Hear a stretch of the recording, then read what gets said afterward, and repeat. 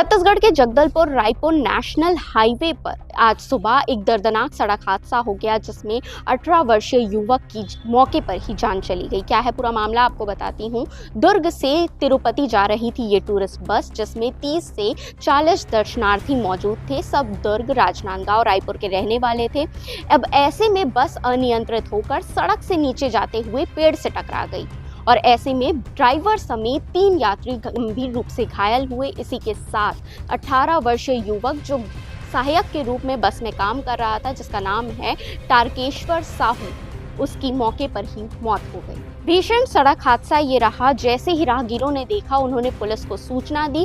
Police मौके पर पहुंची और लोगों को बचाया। उन्हें स्वास्थ्य केंद्र में भर्ती कराया गया, जिसके बाद जगदलपुर रेफर किया गया, जिनका इलाज अभी भी जारी है। और जो बाकी लोग बचे हुए हैं, उन्होंने खिड़की तोड़कर अपनी जान बचाई है। यानी बस के अनियंत्रित होने से इतना बड़ा हादसा हो गया।